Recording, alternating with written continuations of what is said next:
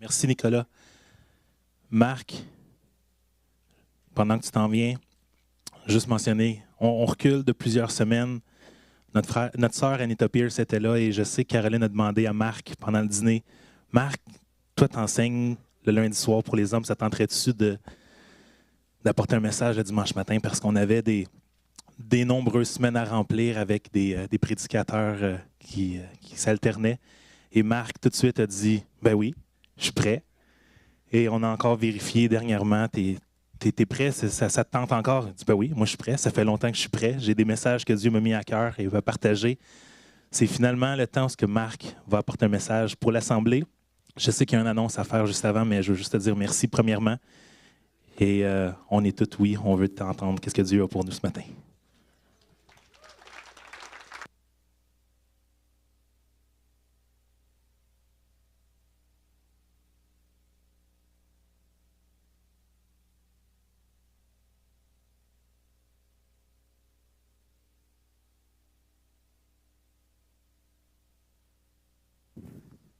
Bon, là, on m'entend?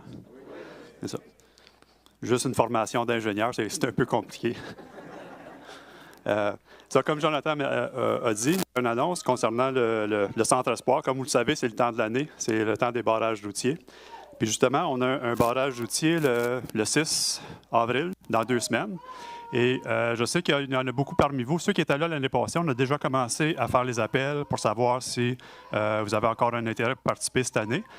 Et sinon, si vous avez à cœur de participer au Centre Espoir, le barrage routier, c'est notre 2 fois par année.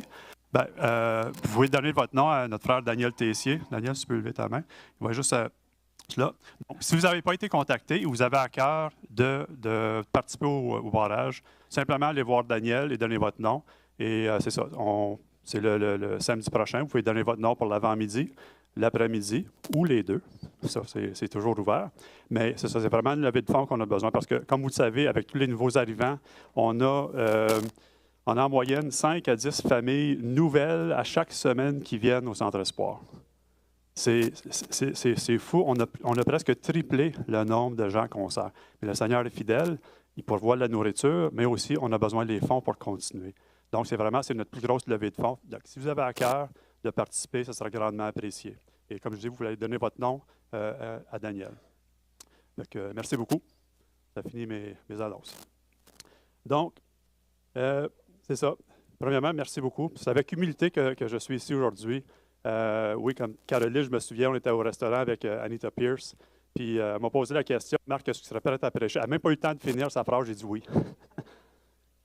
En fait, le message que j'ai aujourd'hui, c'est quelque chose que le Seigneur a mis sur mon cœur. Ça fait longtemps, ça fait à peu près 1 an. Et en gros, ça fait peut-être avec le ministère des Hommes, les 7 dernières exhortations que j'ai apportées, c'est concernant le message que j'ai, puis c'est concernant la guérison. Et je sais que des fois, on peut vivre certaines choses, peut-être que vous allez vous sentir, c'est pas ça que je vis, qu'est-ce que je vais présenter? C'est peut-être plus difficile, vous vivez des choses difficiles, mais je ne suis pas ici pour juger, je ne suis pas ici pour dire que qu'est-ce que vous faites, c'est pas correct. Regarde, l'ennemi vient pour tuer, voler, détruire, puis il est toujours là. Moi, l'objectif que Dieu m'a donné, le mandat que Dieu m'a donné, c'est de partager la vérité de la parole de Dieu concernant la guérison. Ce n'est pas des doctrines, ce n'est pas des pensées que j'ai. Mon objectif, c'est vraiment de présenter la vérité de la parole de Dieu. Et ma prière, c'est que cette parole-là se dépose dans vos cœurs et qu'il y ait une croissance, qu'elle prenne racine et que Dieu soit capable d'agir dans vos vies, dans ma vie. Donc, c'est ça l'objectif. Puis, c'est drôle parce que je me souviens, une des premières paroles prophétiques que j'avais reçues, c'était de notre frère Eugene May. Ça fait déjà plusieurs années, peut-être une 13 ans. Il avait dit, mon fils, Dieu lui parlait à travers de Eugene, il dit, j'ai mis une parole en toi, c'est une parole de force, c'est une parole d'humilité, c'est une parole de justice, et c'est une parole que je veux que mes enfants entendent pour qu'ils deviennent ce que moi je veux qu'ils deviennent. Et j'ose croire que le Seigneur, aujourd'hui, avec ce qu'il m'a donné, comme ça fait déjà 1 an à peu près, qu'il me travaille sur ce sujet. Et mon but, c'est de transmettre cette parole et que vous soyez touchés par la vérité de la parole de Dieu. Et avant de commencer, j'aimerais dire aussi que J'ose croire, comme dans Marc 16. Tu sais, ça marche plus? OK.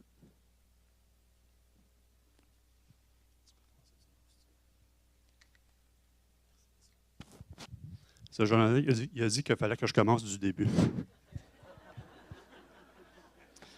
On va continuer. Mais c'est ça, comme dans Marc 16, tu sais, Jésus, il avait réprimandé les apôtres, les disciples, de ne pas avoir cru que les gens qui l'avaient vu vivant. Mais il a dit, voici les signes qui suivront ceux qui croient. En mon nom, ils chasseront les démons, ils parleront en nouvelle langue, ils boivent un poison mortel, il n'y a rien qui arrive, puis en fait, ils poseront les mains sur les malades, ceux-ci seront guéris. Mais mon point, c'est le dernier verset du chapitre 16. C'est que la Bible nous dit, finalement, les apôtres sont allés prêcher. Et Jésus travaillait avec eux, confirmant la parole qui était prêchée, avec des signes, des prodiges et des miracles. Moi, j'ose croire que la parole, parce que moi, ce n'est pas des théories, c'est des versets. Vous allez voir, il y a des tonnes de versets. Et je prie que cette parole-là se dépose dans vos cœurs. Et Jésus est parmi nous ce matin. Jésus est vraiment parmi nous. Et si on ose simplement toucher le bord de sa robe, il va être capable de faire de grandes choses. Je le crois, je le déclare. Peut-être je m'aventure, peut-être je m'expose, mais ça ne me dérange pas parce que je connais le Dieu que nous servons. C'est un Dieu de grâce, c'est un Dieu d'amour, c'est un Dieu de guérison. Donc, Audrey. Donc, c'est ça. On a parlé, Jéhovah Rapha, justement, en parlant de ça. Je suis l'Éternel, celui qui te guérit. Ça, c'est notre Dieu. C'est un Dieu qui guérit. Et, je vais avancer. Si on regarde, on va regarder, il y a quatre items que j'aimerais regarder. La guérison, est-ce la volonté de Dieu, premièrement? 2, les maladies, est-ce que c'est une malédiction ou une bénédiction? 3, l'épine dans la chair de Paul. Puis ici, inquiétez-vous pas, je n'entre pas dans des doctrines. Je veux juste voir qu'est-ce que la parole de Dieu nous dit.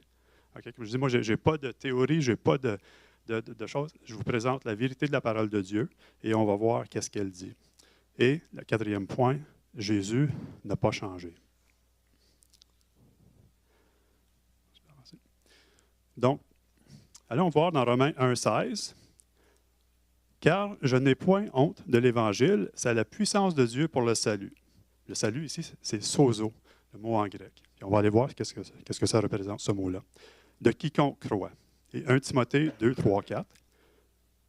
Cela est bon et agréable devant Dieu notre Sauveur, qui veut que tous les hommes soient sauvés, encore sozo, et parviennent à la connaissance de la vérité. Et en Jean 17, 17, quand Jésus priait, consacre-les par la vérité, ta parole est la vérité. Et c'est ça que je veux vous présenter, c'est la vérité de la parole de Dieu concernant la guérison. Ici, ça dit dans Romains 3, 4, que Dieu soit reconnu comme disant la vérité et tout homme qui s'oppose à lui comme menteur. On vit beaucoup de choses dans nos vies. L'ennemi est là, c'est un menteur, c'est un voleur, c'est un destructeur. Et il veut voler la vérité de la parole de Dieu. Et Père, comme j'ai mentionné, ma prière, c'est que la vérité de ta parole, que je vais partager aujourd'hui, soit déposée dans le cœur de chacun de mes frères, de chacun de mes sœurs, et que la puissance de ta parole, qui est la puissance pour le salut, l'Évangile. La bonne nouvelle que j'annonce aujourd'hui, c'est la puissance pour le salut. Et là, on va voir la définition du salut selon le grec. Définition de sozo. Sauver, garder sain et sauf, délivrer du danger ou de la destruction, d'un préjudice ou d'un péril. Sauver du périssement, quelqu'un qui souffre, c'est-à-dire qui souffre de maladie, le guérir, lui redonner la santé, préserver de la destruction. Et aussi, ça c'est la définition qu'on connaît beaucoup, sauver dans le sens technique biblique, délivrer des peines du jugement messianique, sauver des maux qui font obstacle à la délivrance par le Messie. Donc, c'est les deux. C'est les deux, c'est pas juste Dieu ne demande pas le choix. Tu veux-tu le salut ou la guérison? Dieu, ça inclut les deux. Il ne fait pas de distinction. C'est complet. C'est complet. Et si on va à la prochaine, si on regarde l'exemple parfait de ça, c'est dans Marc 2, 19, 12. Ça, c'est l'histoire du paralytique. Ils ont descendu par le toit. Jésus dit, qu'est-ce qui est plus facile? Dire au paralysé, tes péchés sont pardonnés, ou dire, lève-toi, prends ton brancard et marche. Eh bien, vous saurez que le Fils de l'homme a, sur la terre, le pouvoir de pardonner les péchés. Alors, il déclarera au paralysé, je te l'ordonne, lève-toi, prends ton brancard et entre chez toi. Aussitôt, cet homme se leva, prit son brancard et il sortit devant tout le monde. Dieu n'a pas demandé, est-ce que tu veux le pardon de tes péchés ou tu veux la guérison? En fait, il a fini, lève-toi, tes péchés sont pardonnés, tu es guéri. Ce n'est pas un ou l'autre, il ne demande jamais. Dieu ne m'a jamais demandé, Marc, est-ce que tu veux le salut ou la guérison? Je ne savais pas que la guérison faisait partie du salut, mais aujourd'hui, je le sais. Pourquoi? Parce que la parole le dit. Et si on regarde dans le prochain, puis je vous lance le défi d'aller voir chaque verset. Je l'ai fait. Et on peut voir que sozo, c'est interchangeable. Dans un verset, c'est équivalent à la guérison. Dans l'autre, c'est équivalent à être sauvé. Et je l'ai fait la recherche. Je les ai lus, ces versets-là. Je vous lance le défi d'aller voir qu'est-ce que Dieu nous dit. C'est ça, ça inclut les deux. Ce n'est pas juste un. C'est inclus. C'est complet. Et en plus, si on regarde, est-ce que c'est la volonté de Dieu pour la guérison? Dans Psaume 105, 37, « Et il le fit sortir avec de l'argent et de l'or. Il n'y eut aucun infirme dans ses tribus. » Puis en anglais, ça dit « There was no feeble ones. » Aucun malade, aucun faible. Toutes des esclaves, ça fait des centaines d'années qu'ils sont en esclavage. Puis au-dessus d'1 million du peuple d'Israël sont sortis de l'Égypte, il n'y en avait pas un malade. Est-ce que c'est la volonté de Dieu? Ils sont allés dans le désert 40 ans. C'est merveilleux de penser, mais c'est ça le Dieu que nous servons. Aussi dans Nombre 21, 8 et 9, l'Éternel dit à Moïse, « Fais-toi un serpent brûlant et mets-le sur une perche. Il arrivera que quiconque sera mordu et le regardera sera guéri. » Moïse donc fit un serpent d'airain et le mit sur une perche. Et il arrivait que quand quelques serpents avaient mordu un homme, il regardait le serpent d'airain et il était guéri. Ça, c'était un exemple de ce qui était à venir. Mais gloire à Dieu, Jésus est venu. Il est allé sur la croix, il a versé son sang, son corps a été brisé. Ici, dans l'Ancien Testament, Dieu avait donné l'ordre, même ces gens qui étaient désobéissants, que s'il observait le règlement de Dieu, que si tu te fais mordre par un serpent, à cause qu'il avait été désobéissant, mais même dans leur désobéissance, s'ils écoutaient le commandement de Dieu et de regarder vers le serpent d'airain, ils étaient guéris. À plus forte raison aujourd'hui que notre Seigneur qui siège à la droite de Dieu, à la droite de Dieu, Roi des rois, Seigneur des seigneurs, si on se tourne vers lui, est-ce qu'on croit qu'il est encore capable de guérir aujourd'hui? Oui. Amen. Dans le psaume 107, 20, il envoya sa parole, il les guérit, il les fit échapper à la fosse. Qu'est-ce qu'on lit dans le début de l'évangile de Jean? Au début était la parole était Dieu, la parole était avec Dieu, la parole était Dieu. Mais plus loin, on dit que la parole est devenue chair et a vécu parmi nous. Pourquoi il est venu en chair? Parce qu'il fallait qu'il paye le prix complet, il fallait qu'il soit comme nous. Puis oui, il n'a jamais péché, mais il a subi, il a accepté sur lui tous nos péchés, mais son corps a été brisé. Pourquoi? Selon la Bible, pour qu'on ait la guérison. Parce que c'est par ses meurtrissures qu'on a été guéris.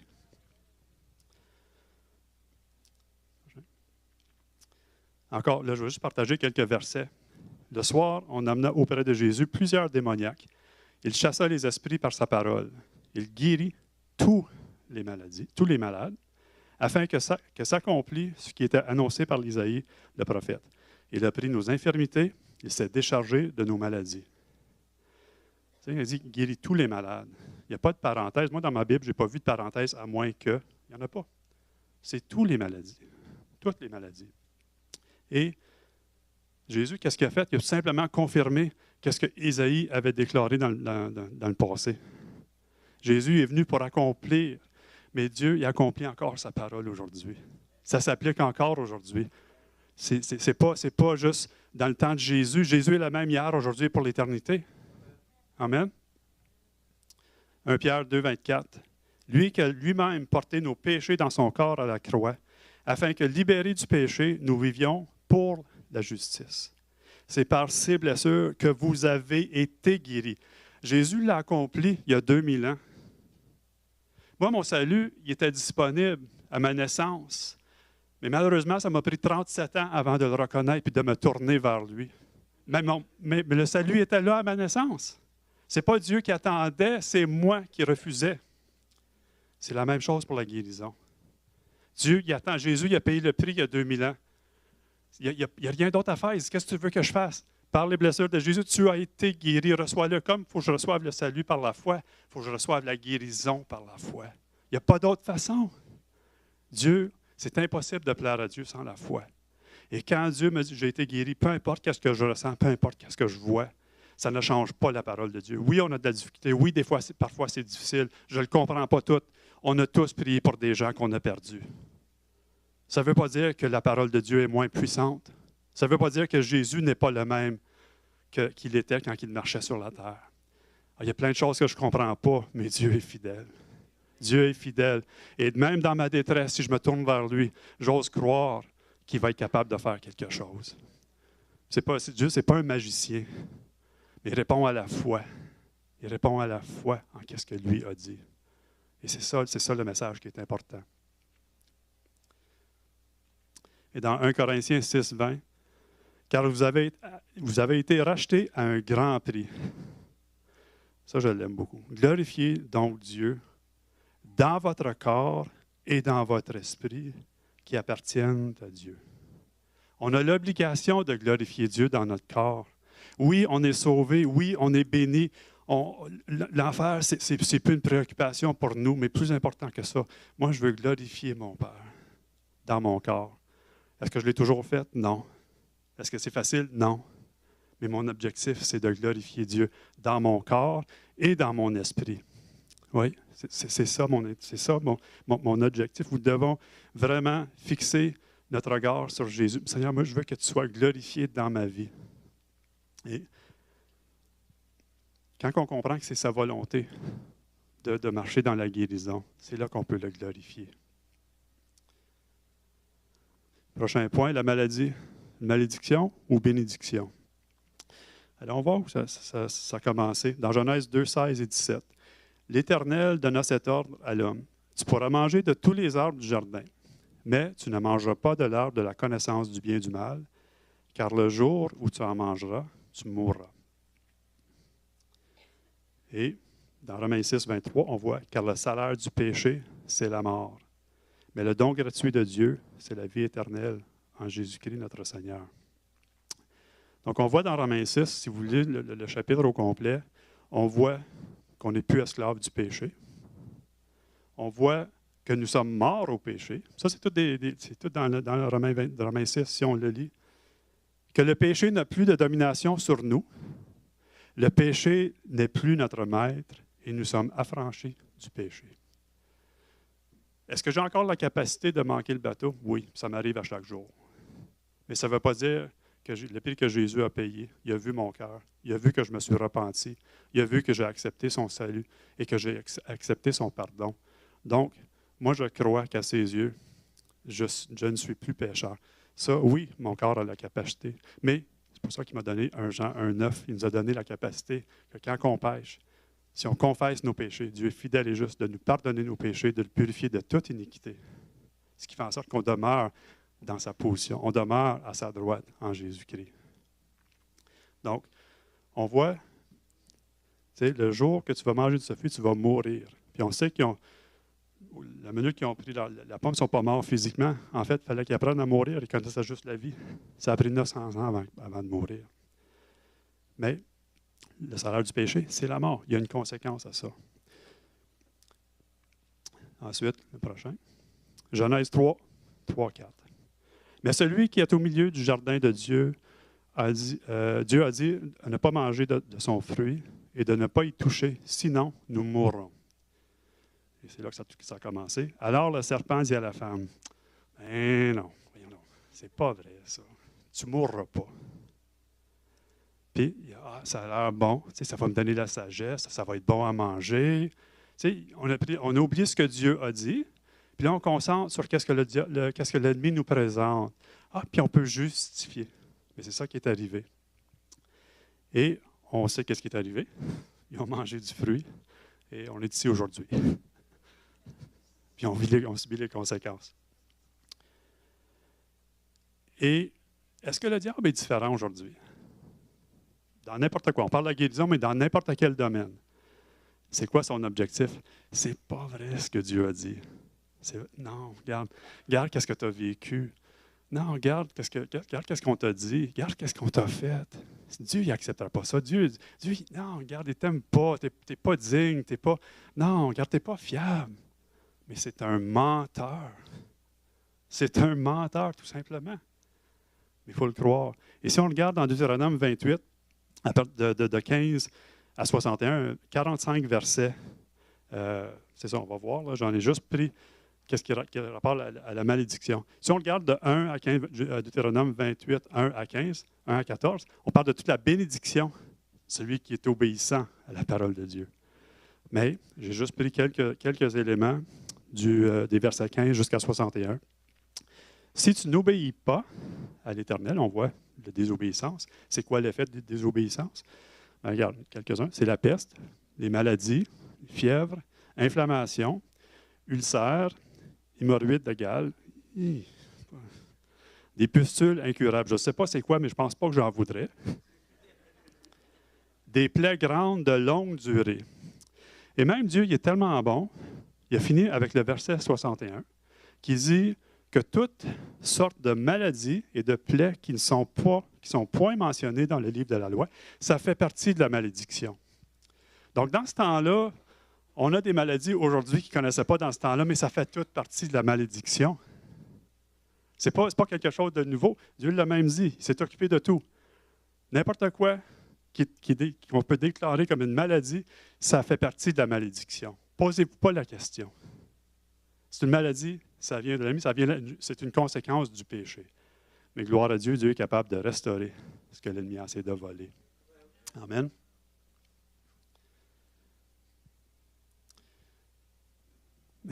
Ça, j'aime ça. Galates 3, 10. 13 à 14. Oui, c'est ça, Galates 10 et 13 à 14. En effet, tous ceux qui dépendent des œuvres de la loi sont sous la malédiction. Car il est écrit, « Maudit soit tout homme qui ne reste pas fidèle à tout ce qui est écrit dans le livre de la loi pour le mettre en pratique. » Ça, c'était moi avant que j'accepte Jésus. C'était vous avant que vous acceptiez Jésus. On n'était pas capable de répondre complètement au règlement de la loi. Mais gloire à Dieu, Jésus est venu. Il a payé le prix. Il s'est fait malédiction, puis on va le lire. Christ nous a racheté de la malédiction. Il nous a sorti la malédiction de la loi en devenant malédiction pour nous. La substitution a été faite. C'est lui qui a pris tout ce que nous méritions. Lui, il a payé le prix que nous autres, on ne pouvait pas payer pour qu'on soit affranchis de cette malédiction-là. C'est ainsi qu'en Jésus-Christ, la bénédiction d'Abraham touche aussi les non-juifs et que nous recevons par la foi, encore par la foi, l'Esprit qui avait été promis. Jésus a payé le prix. Ça ne nous appartient plus. Quand il dit qu'il nous a affranchis de la malédiction, ça ne nous appartient plus. Et on a vu que la maladie, ça fait partie de la malédiction. Donc, il ne faut jamais se poser la question, est-ce que ça, peut-être c'est un signe de Dieu, peut-être Dieu veut me montrer quelque chose. Non, la parole est claire. Est-ce que je comprends tout? Non, comme je l'ai dit, des fois, la vie, c'est difficile. La maladie, c'est difficile. Mais ça ne veut pas dire que Dieu a changé. Ça ne veut pas dire que la parole de Dieu n'est pas vraie. Et on le connaît tous, ce verset, Jean 10, 10. Le voleur ne vient que pour voler, égorger et détruire. Moi, je suis venu afin que mes brebis aient la vie et la vie en abondance. Ça, c'est la vérité. Oui, dans le monde, Le diable est là, puis il n'arrête pas. Il est là 24, il n'y a rien d'autre à faire. Il est là jusqu'à temps que lui soit mis à sa place. Il n'arrêtera pas. Il travaille 24 heures sur 24. Nous autres, on ne le voit pas. Mais qu'est-ce qu'on peut savoir? C'est que Dieu, on ne le voit peut-être pas, mais il est à l'œuvre aussi. Puis il me vient encore quelque chose que notre frère Louis avait partagé. C'est quand on est dans la détresse, quand ça va vraiment mal, il faut simplement croire que Dieu est à l'œuvre. Que Dieu n'est pas « Ah non, Dieu, t'es où? » Moi, je crois que Dieu il est là, puis il est en train de faire ce que lui doit faire, puis j'ai juste à lui faire confiance. Même dans les moments difficiles, je dois m'appuyer sur lui. Amen. Là, le prochain point, ça va être, on va parler de l'épine dans la chair de Paul. Et encore, je ne veux pas rentrer dans les doctrines. Ce n'est pas mon intention, pas du tout. Mais je veux juste voir la vérité de la parole de Dieu. Et concernant ce verset-là, à part du verset dans 2 Corinthiens, qu'on parle de l'épine de Paul, dans la chair de Paul, est-ce qu'il y a d'autres places dans la Bible qui mentionnent les épines dans la chair? Puis Gérald, tu n'as pas le droit de répondre. Allons voir. Et oui, effectivement, il y en a d'autres places. Nombre 33, 55. Mais si vous ne chassez pas les habitants du pays devant vous, ceux d'entre eux, ce que vous aurez laissé, deviendront des épines dans vos yeux et des pointes dans vos côtes. Ils seront vos ennemis dans le pays où vous allez vous établir. Aussi, dans Josué 23, 13, l'Éternel, votre Dieu, ne continuera pas à chasser ces nations devant vous. Elles seront au contraire un filet et un piège pour vous, un fouet contre vos flancs et des épines dans vos yeux. Et là, si on revient au verset qui est souvent utilisé, qui parle de l'épine dans la chair de Paul, 2 Corinthiens 12, 7. Et pour que je ne sois pas enflé d'orgueil, à cause de l'excellence de ces révélations, il m'a été mis une écharpe dans la chair, un ange de Satan pour me souffleter, me gifler et m'empêcher de m'enorgueillir. C'est quoi que de commun avec ces trois versets-là? Les trois fois que les épines sont mentionnées, l'Ancien Testament et le Nouveau Testament, c'est des personnalités. Un, c'était des nations. L'autre, c'était des gens d'un certain peuple. Ici, c'est un ange de Satan. On ne parle pas de maladie. Moi, je n'ai pas vu. Moi, je n'ai pas vu que l'épine dans la chair de Pierre, qu'on parle de maladie. En fait, c'est une personnalité. Puis, me souffleter. Est-ce que je peux me faire souffleter? Est-ce que je peux me faire gifler par une maladie? Non, c'est un ange de Satan. Donc, si on regarde, c'est quoi l'œuvre de cet ange de Satan-là dans la vie de Pierre? C'est assez évident. Si on regarde, la mission de l'ange de Satan. Encore, ça, c'est une énumération de versets. Les Juifs se concertèrent pour le tuer, pour l'empêcher de rejoindre les chrétiens. L'opposition par Satan, le magicien d'Élimas. On sait que Pierre, Paul, il se promenait, puis toi, tu es bien achalant, toi, tu vas être aveugle. C'est ça, le diable il est là, mais c'est vrai, le diable il est là pour l'empêcher de faire son ministère. Dieu lui avait confié toutes ces révélations-là pour accomplir quelque chose, et l'ange de Satan, c'était pour l'empêcher d'agir. L'opposition par les Juifs dans la foule, chassé du territoire d'Antioche, lapidé par les Juifs et laissé pour mort, battu et mis en prison. C'était ça l'œuvre de l'ange de Satan qui lui était envoyé. Et qu'est-ce que Paul disait de son ministère? Si on continue, 2 Corinthiens 11, 23 à 29, on va regarder les premiers quelques versets. Souvent en danger de mort, 5 fois j'ai reçu des Juifs 40 coups moins 1. 3 fois j'ai été battu de verge. 1 fois j'ai été lapidé. 3 fois j'ai fait naufrage. J'ai passé un jour et une nuit dans l'abîme. Fréquemment en voyage, j'ai été en péril sur les fleuves, en péril de la part des brigands, en péril de la part de ceux de ma nation, en péril de la part des païens, en péril dans les villes, en péril dans les déserts, en péril sur la mer, en péril parmi les faux frères. Si on continue. J'ai été dans le travail et dans la peine, exposé à de nombreuses veilles, à la faim et à la soif, à des jeûnes multiples, au froid et à la nudité. Et sans parler d'autre chose, je suis assiégé chaque jour par les soucis que me donnent toutes les églises. Qui est faible, que je ne sois pas faible. Qui vient à tomber, que je ne brûle. Si l'épine dans la chair de Paul, c'était la maladie, comment qu'il pourrait être fort pour celui qui est faible? Comment qu'il pourrait aider ceux qui tombent? Ça ne s'enligne pas avec tout ce que la Bible dit concernant la guérison, selon la volonté de Dieu. Et c'est ça, je voulais juste présenter Jean, pas dans les doctrines, mais juste, c'est ça que la parole dit. Même Paul, est-ce qu'il a parlé de la maladie?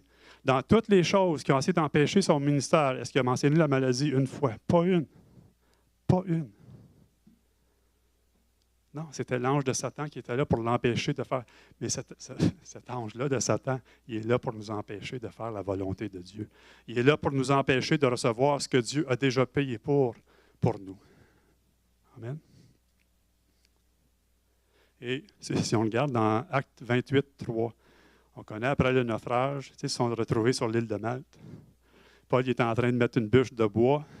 Qu'est-ce qui est arrivé? Il y a une vipère qui s'est pognée après sa main. On veut parler d'une épine dans la chair? Une vipère qui est pognée après ta main.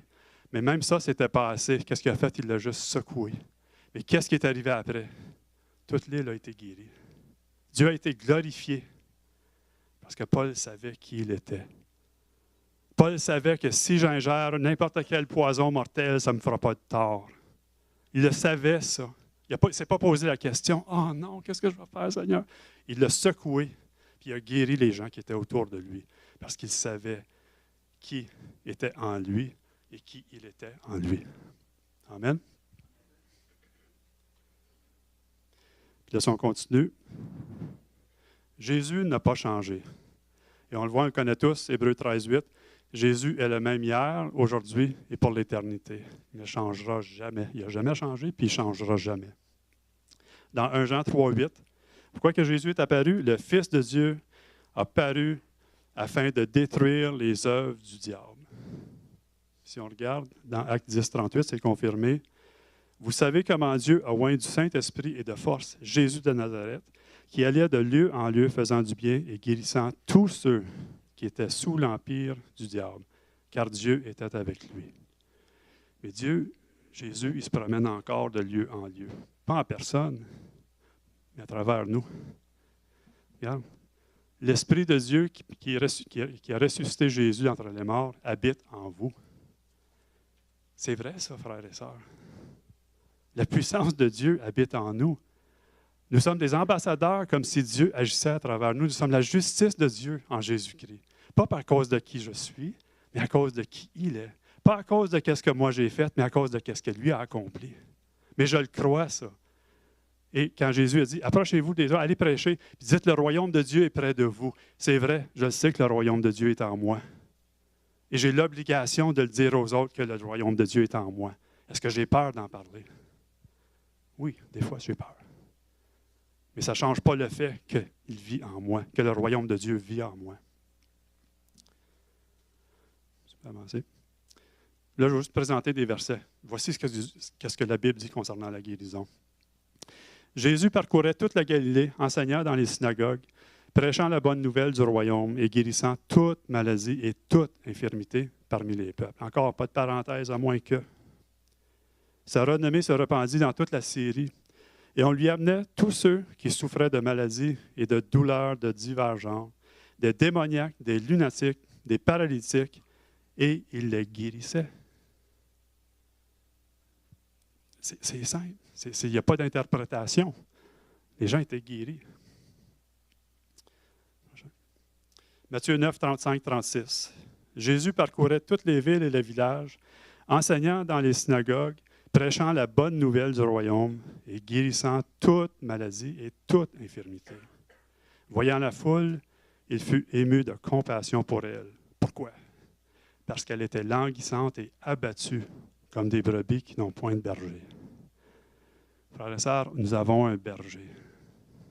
Nous avons un berger qui guérit. Il guérissait il y a 2000 ans. Il guérit aujourd'hui, puis il va guérir demain. Mais, on l'a vu, Jésus ne change pas. Si Jésus avait la compassion pour la foule quand il marchait sur la terre, croyez-vous qu'il a moins de compassion aujourd'hui pour nous? Pas du tout. Il ne change pas. Il ne change pas. Dieu est fidèle, Dieu demeure le même. Matthieu 12, 15. Mais Jésus, l'ayant su, s'éloigna de ce lieu. Une grande foule le suivit. Il guérit tous les malades. Encore, c'est tout. Tu sais, si on enlève le tout, il guérit quelques maladies. Non, c'est toutes les maladies. Ça, c'est Dieu. Combien de gens se sont approchés de Jésus qui n'a pas guéri? Dans ma Bible, je n'en ai pas trouvé. Oui, dans son village. La Bible dit qu'il ne pouvait rien faire. Pourquoi? Ah, c'est le fils de Joseph. Voyons donc. Ouais, je vais aller le voir pour me faire guérir. Je le connais, j'ai grandi avec lui. Non, c'est parce qu'il ne s'approchait pas de lui. Mais dans la Bible, tous ceux qui s'approchaient de Jésus, la Bible nous dit que tous ont été guéris. Puis Jésus est le même aujourd'hui. Est-ce qu'on s'approche de lui pour avoir... Est-ce qu'on croit que Jésus guérit aujourd'hui? Ou est-ce qu'on croit les mensonges? Comme je dis, ce n'est pas facile. Quand j'ai la maladie, quand j'ai une douleur, il y a quelque chose, ce n'est pas facile. Mais c'est pour ça qu'on a des frères et des sœurs. On a besoin d'encouragement. On a besoin de support. Parce que dans la maladie, c'est vraiment pas facile. On est affaibli. Je me souviens de mon frère Gilles, qui était à l'hôpital. J'y ai parlé. Il avait besoin d'aide. Gilles, c'est un pilier. C'est un homme de foi. Mais dans une situation, quand son corps était attaqué, il avait besoin d'aide. Et c'est ça qu'on a besoin de faire. Pas rester là tout seul. Ah, Dieu, peut-être la volonté. Non. Gilles, il savait que c'était la volonté de Dieu qu'il soit guéri, puis il est avec nous aujourd'hui. À cause de ça. C'est à cause de ça. À cause de sa foi, la foi qu'il avait en Jésus. Et j'ai eu le privilège que Dieu m'utilise pour prier pour mon frère. Mais on a tous la même obligation. On a tous besoin de l'un de l'autre. On ne peut pas vivre chrétien seul. Non, parce que l'ennemi va nous attaquer. Puis quand on est seul, il va faire ravage. Mais Jésus est là. Saint-Esprit est là. Mais on a des frères et des sœurs aussi sur qui on peut s'appuyer. Amen. Matthieu 14, 14. Quand il sortit de la barque, il vit une grande foule et fut ému de compassion pour elle. Il guérissait les malades. Encore, la compassion de Jésus. Il est là pour guérir. Dieu veut nous guérir. C'est sa volonté. Matthieu 14, 35, 36. Les gens de ce lieu, ayant reconnu Jésus, envoyèrent des messagers dans tous les environs et on lui amena tous les malades. Ils les prièrent de leur permettre seulement de toucher le bord de son vêtement et tous ceux qui le touchèrent furent guéris. Frères et sœurs, moi je crois que Jésus est ici ce matin. Approchez-vous de lui. Peu importe ce que vous avez vécu, peu importe ce que l'ennemi a essayé de vous convaincre, qu'est-ce que le médecin aurait pu dire, c'est quoi ton expérience, combien de fois qu'on a prié pour toi. Ça n'a aucun rapport. Si on croit que Jésus est ici, et comme la femme qui a dit, la femme avec la perte de sang, si je touche seulement le bord, je serai guéri. Qu'est-ce qui est arrivé? Elle a mis sa vie en péril pour aller toucher cette toge, le bord de sa toge. Elle a été guérie. Elle aurait pu être lapidée. Mais elle avait plus confiance en son Dieu. Il faut que je meure pour me rendre là, c'est pas grave, j'y vais. Parce que moi, je sais que Jésus peut me guérir. Si on a cette foi et cette conviction-là, approchons-nous de Jésus et laissons-le faire ce que lui fait de mieux. C'est son rôle, c'est son objectif, c'est ça qu'il veut. Matthieu 15, 30, 31. Alors s'approcha de lui une grande foule, ayant avec elle des boiteux, des aveugles, des muets, des estropiés et beaucoup d'autres malades. On les mit à ses pieds, et il les guérit. En sorte que la foule était dans l'admiration de voir que les muets parlaient, que les estropiés étaient guéris, que les boiteux marchaient, que les aveugles voyaient, et elle glorifiait Dieu, le Dieu d'Israël. Puis dans Jean 15, 8, ça nous dit, « Si vous portez beaucoup de fruits, c'est ainsi que mon Père sera glorifié et que vous serez mes disciples. » Comme j'ai mentionné tantôt, moi je veux que Dieu soit glorifié dans mon corps. Est-ce que je l'ai toujours fait? Non. Non. Il y a des moments que j'ai vécu, je n'étais pas vraiment en train de glorifier Dieu. Mais ce n'est pas ça qui est important. Mais je crois que c'est ça qu'il demande de nous. Comme je dis, la maladie, ce n'est pas facile. Ce n'est pas une question de dire, « Ah, si tu prends des médicaments, tu n'agis pas par la foi ou tu vas voir un médecin. » Non, non, ce n'est pas ça. Ça, c'est un mensonge de l'ennemi. Prends tes médicaments par la foi. Va voir le médecin par la foi. Continue à prendre tes traitements par la foi jusqu'à temps que Dieu dise que le médecin va voir, il y a quelque chose qui s'est passé, je ne sais pas c'est quoi, et je te recommande, regarde, on n'a plus besoin de ça. On ne joue pas un jeu avec Dieu. Dieu guérit, mais moi, je ne comprends pas tout aussi non plus. Fait qu'il y a des fois que je fais des erreurs, mais ça ne change pas la vérité de la parole de Dieu. C'est un encouragement que je vous donne. Ce n'est pas un jugement que je porte. On a tous vécu des choses difficiles, puis on vit peut-être présentement des choses difficiles. Mais mon objectif, le mandat que Dieu m'a donné, c'est de présenter la vérité de sa parole pour qu'elle soit capable de faire son œuvre. Moi, je ne suis pas guérisseur. Je n'ai pas la capacité. Mais celui qui vient en moi, il l'est. Amen.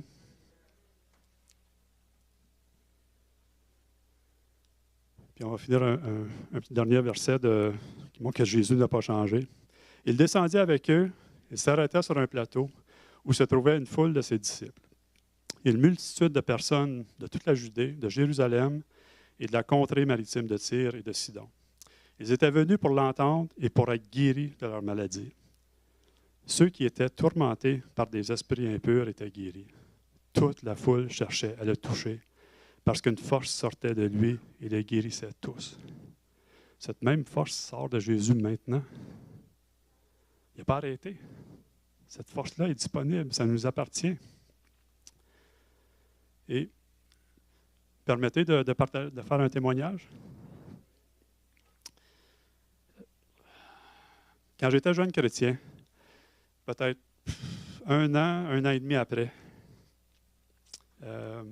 c'est ça, ma femme ne connaissait pas le Seigneur encore.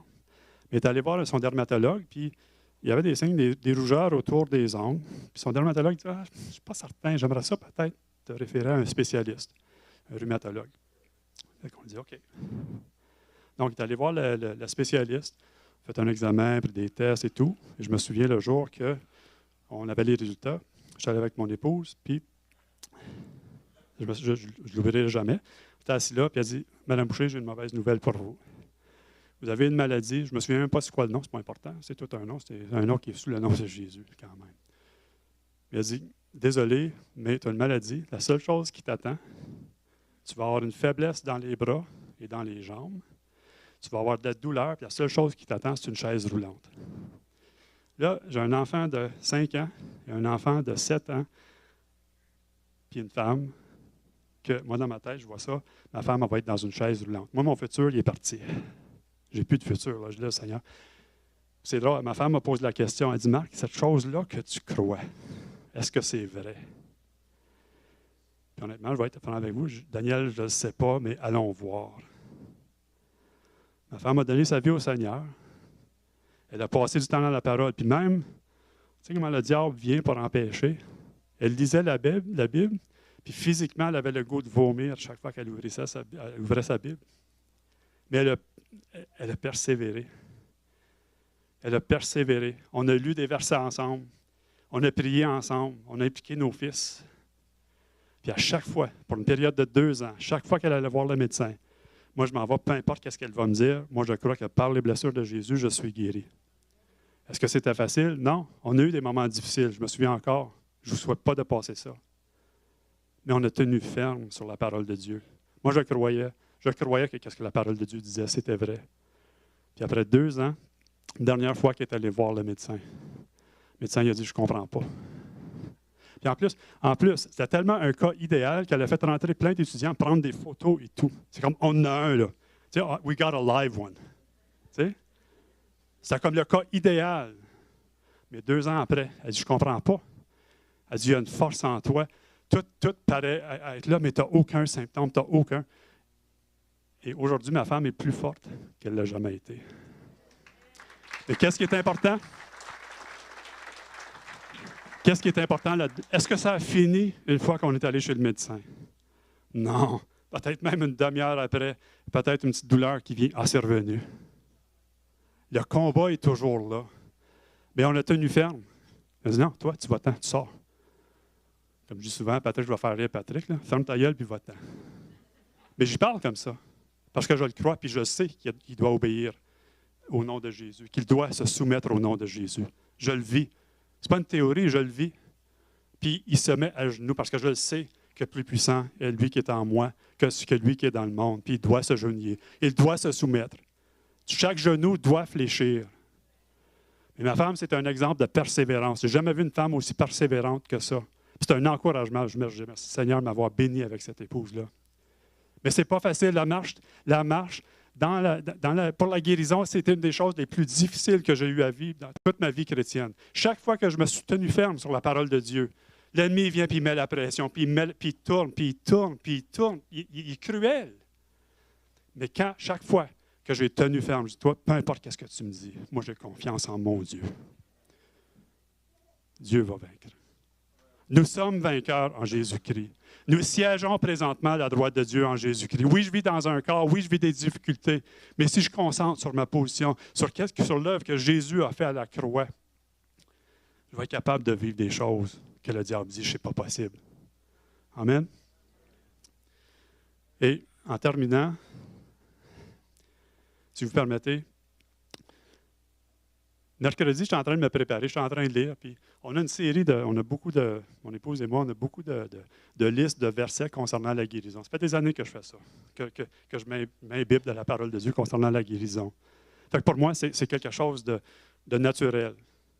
Et je suis en train de prier, de me préparer pour aujourd'hui. Puis j'ai lu un verset, ça m'a tellement frappé. Je n'avais jamais vu ça. Je l'avais lu maintes et maintes reprises. Et j'aimerais juste, encore, je ne veux pas faire de doctrine, mais juste voir qu'est-ce que le Seigneur m'a révélé cette semaine, mercredi matin, en priant. Car toutes les fois que vous mangez ce pain et que vous buvez cette coupe, vous annoncez la mort du Seigneur Jésus, du Seigneur, jusqu'à ce qu'il vienne. C'est pourquoi celui qui mangera le pain et boira la coupe du Seigneur indignement sera coupable envers le corps et le sang du Seigneur. Que chacun donc s'éprouve soi-même, et ainsi qu'il mange du pain et boive de la coupe, car celui qui mange et boit, sans discerner le corps du Seigneur, mange et boit un jugement contre lui. C'est pour cela qu'il y a parmi vous beaucoup d'infirmes et de malades, et qu'un grand nombre sont morts. Car je n'embarque pas dans les doctrines, mais jusqu'à ce que le Seigneur m'a révélé. On parle du corps et du sang. Jésus a versé son sang pour la rémission de mes péchés. Son corps a été meurtri, la Bible le dit, pour ma guérison. Il a porté toutes mes blessures, toutes mes douleurs. Ici, quand je prends la communion, puis je remercie Seigneur, merci pour ton sang qui a été versé pour la rémission de mes péchés. Mais je ne réalise pas qu'en même temps que son corps a été meurtri pour ma guérison. Je ne réalise pas l'œuvre qu'il a fait, l'œuvre complète qu'il a faite à la croix. Les deux vont ensemble.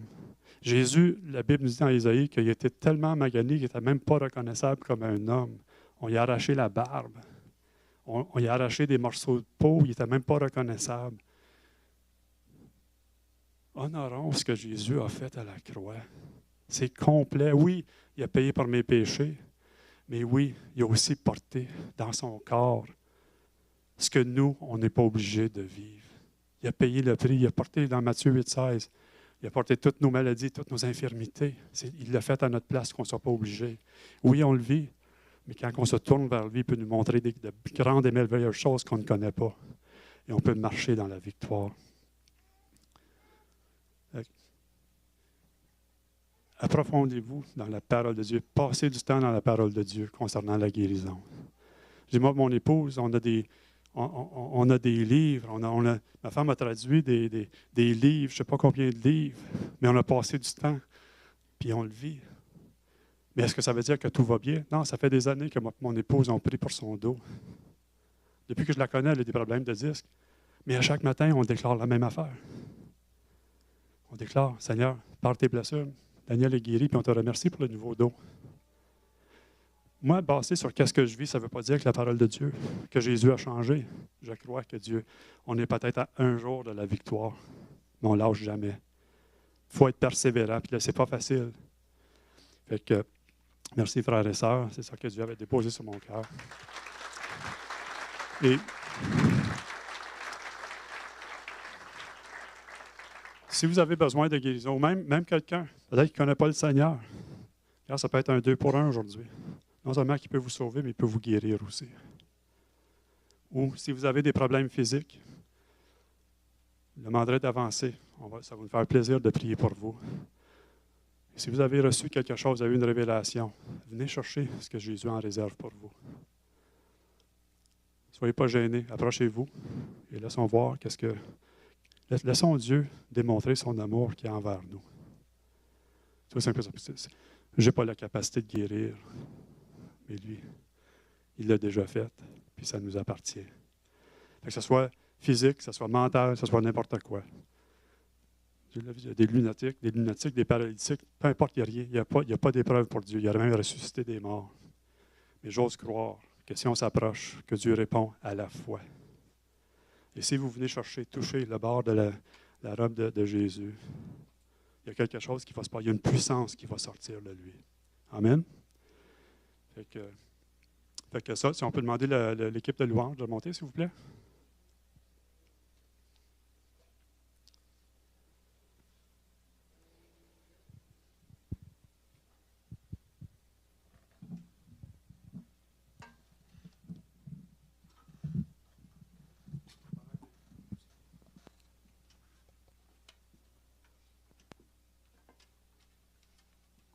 Donc, pendant que l'équipe de louange va jouer, si vous avez à cœur de monter, vous avez besoin de prière, ça va nous faire plaisir de prier avec vous. Amen.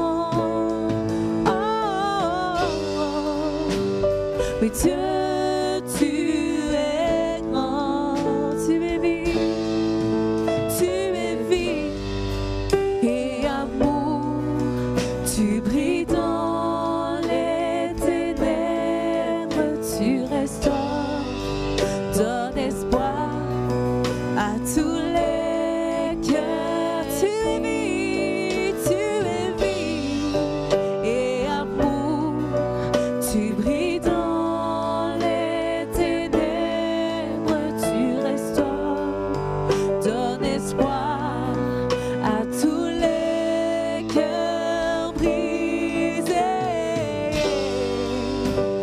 Oui, Dieu, tu es grand. Oh, oui, Dieu, tu es. Oui, Dieu, tu es grand. Oui, Dieu, tu es grand. Oui, Dieu, tu es grand.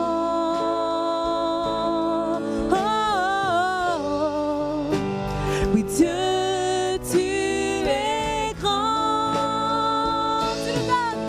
Tu nous donnes de la vie. Voici notre louange. Oui, notre louange, tu nous donnes de la vie. Voici notre louange. Oui, notre louange, tu nous donnes de la vie. Voici notre louange. Oui, notre louange, tu nous donnes de la vie. Voici notre louange pour toi seul. Oh,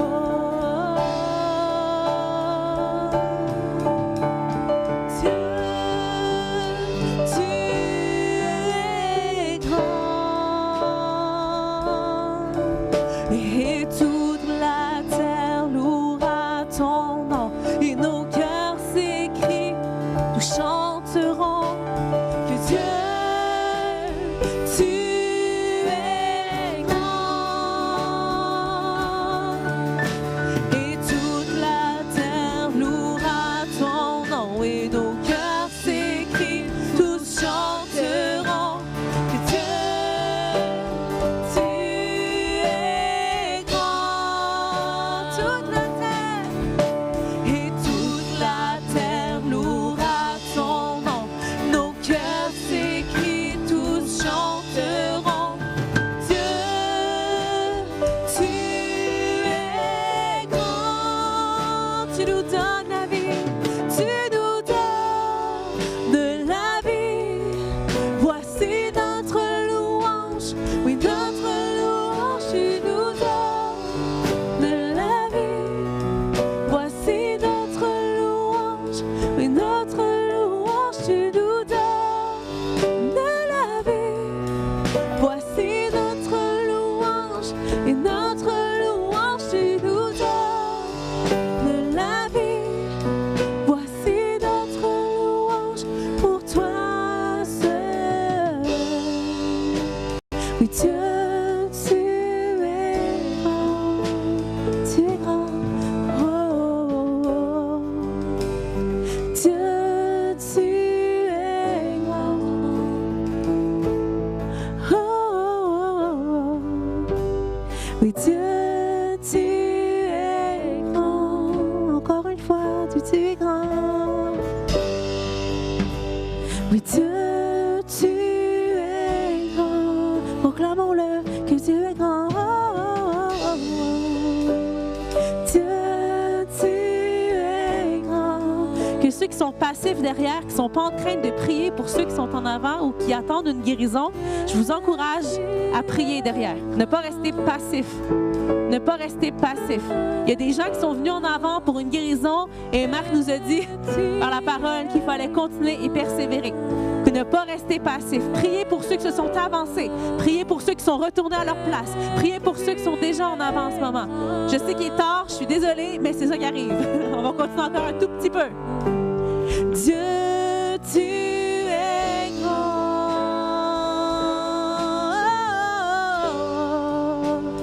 Dieu, tu es grand. Oui, Dieu, tu es grand.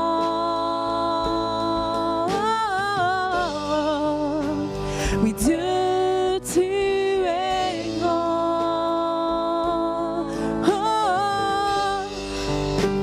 Oui, Dieu, tu es grand.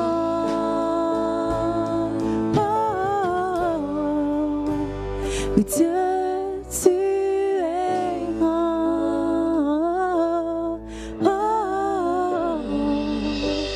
Oui, Dieu, tu es grand. Tu nous donnes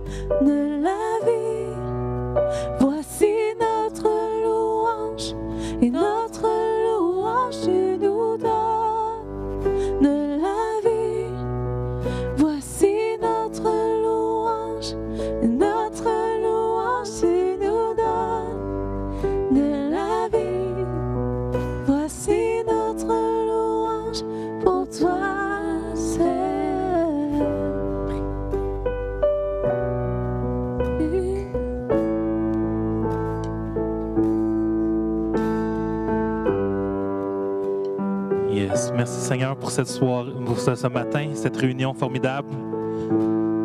Est-ce qu'on peut juste acclamer, remercier le Seigneur pour ce qu'il a fait ce matin?